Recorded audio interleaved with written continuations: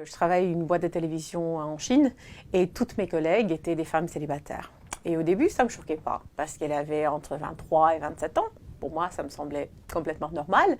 Mais après le Nouvel An chinois, je me suis rendu compte que c'était très très grave qu'elle ne soit pas mariée. Tout le monde leur demandait « mais pourquoi tu n'es pas mariée ?» et le copain, et les enfants, et tout ça. Et le fait qu'elles parlaient plusieurs langues, qu'elles avaient un master, qu'elles étaient les premières dans leur famille d'avoir assisté à la faculté, d'avoir un bon diplôme, ça n'importait pas parce qu'elles n'avaient pas un homme à leur côté.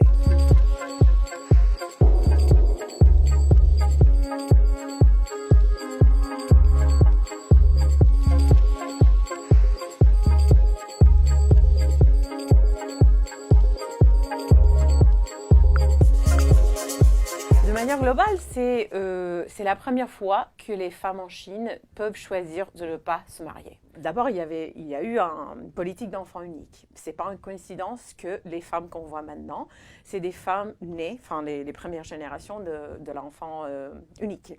C'est des femmes, enfin c'est des filles uniques qui ont été élevées sans frère, donc elles avaient eu toutes les ressources de la famille pour elles, genre toute l'éducation pour elles, la propriété familiale pour elles, le business familial pour elles.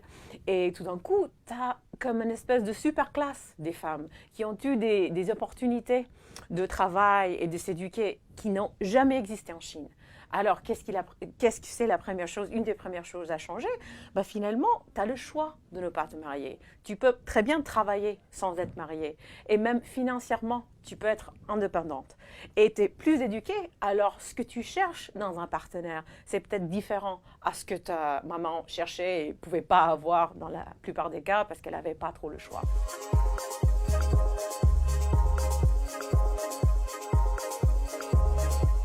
Une des stratégies pour pouvoir apaiser un peu les parents pendant le Nouvel An chinois, c'est de louer un garçon sur Taobao, sur une page web très connue, c'est un peu comme eBay ou l'Amazon en Chine. Et vous pouvez aller sur le site et choisir. Il y a aussi pour les hommes, hein, ils peuvent aussi louer des femmes, mais c'est plus, ça se fait plus avec, le contraire. Et vous pouvez choisir, les hommes, ils mettent, je parle plusieurs langues, ils mettent des photos, les photos elles sont bien rigolotes, et après ils mettent le prix. C'est la partie que j'aime le plus. Et normalement, c'est là où les femmes disent « Ok, je ne vais pas faire ça, c'est ridicule. » Mais ils te disent, je ne sais pas, pour fumer une cigarette, c'est 2 kuai, 2 renminbi pour chaque cigarette. Pour boire des verres avec ton papa, voilà, pour se prendre la main, pour dormir dans le même lit, c'est comme ça.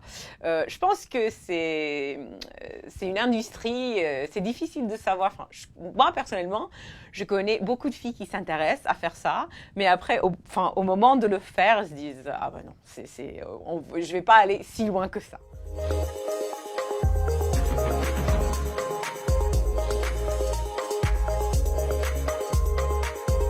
C'est des maîtresses qui sont vraiment très très puissantes. Et c'est des maîtresses qui ne veulent pas se marier et en fait qui profitent des hommes. Elles ne veulent pas l'appart ou le sac ou la voiture. Elles ont ça elles-mêmes. Elles l'ont gagné. Elles veulent le capital. Genre, elles veulent monter un business, soit un private equity fund ou quelque chose où il faut le capital, le vrai capital, mais aussi le capital social. Il faut être homme pour pouvoir négocier les termes de ce que tu veux faire. Parce que la Chine, c'est un pays quand même où mettre l'homme en face d'une entreprise ou quelque chose, ça vaut beaucoup. J'avais interviewé des hommes qui ont plusieurs maîtresses qui m'ont dit « Mais je veux désespérément me marier avec ma maîtresse. » Mais elle ne veut pas. Parce qu'elle en a 5 comme moi. Et donc, elle prend d'ici, elle prend d'ici, elle prend d'ici. Et c'est très avantageux pour elle. Est-ce que c'est si impossible de faire quelque chose seule en tant que femme? Est-ce que c'est si nécessaire d'avoir le capital social d'un homme qu'il faut devenir maîtresse pour avoir une carrière avec beaucoup de réussite? Ou est-ce que c'est seulement une espèce d'ascenseur exprès, qui fait que ça soit plus vite?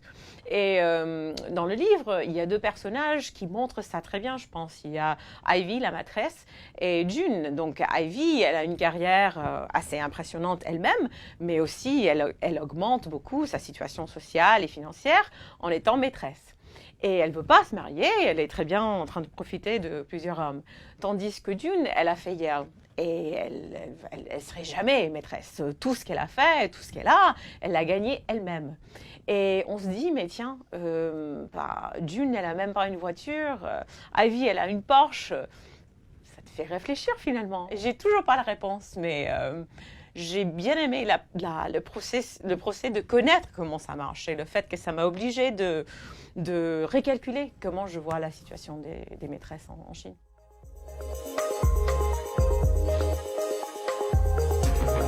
Je pense qu'au fur et à mesure, quand il y aura plus de femmes dans cette catégorie et plus de preuves que ça va, le ciel ne va pas tomber. Enfin, les femmes ne se marient pas, mais finalement, elles n'ont pas d'enfants, pas du tout. Elles les ont plus tard. C'est peut-être pas si mal pour l'économie. Même les parents, ils disent tiens. On n'a pas un petit enfant qu'on peut montrer au Nouvel An, tiens, regarde cet enfant. Mais notre fille, elle nous en a amené en Égypte parce qu'elle ne voulait pas rentrer, passer le Nouvel An avec toute la famille et tout ça. Elle a dit, tiens, j'ai de l'argent, je vais amener mes parents, on va partir en Égypte. Et on a fait un super voyage en Égypte grâce à notre fille célibataire. Mais bon, finalement, c'est pas si grave que ça. Donc, d'ici 2050, je vois de plus en plus de personnes en Chine célibataires parce que forcément, numériquement, il y a tellement plus d'hommes, ça ne va pas se résoudre d'ici 30 ans. Mais on ne va pas voir le même chemin qu'on a vu dans d'autres pays, ni au niveau le taux de célibataires, mais aussi démographique et économiquement. Je pense que la Chine, c'était complètement au hasard, mais le fait d'avoir les filles uniques et cette croissance économique et cette population des femmes qui sont dans la société, elles travaillent, elles ont leur carrière, elles ne vont pas dire « Ah tiens, oui, finalement, on va rentrer à la maison. » Non, elles sont fortes, elles sont puissantes et elles vont lutter pour ce qu'elles veulent. Et ça va faire un impact sur la Chine d'ici 2050.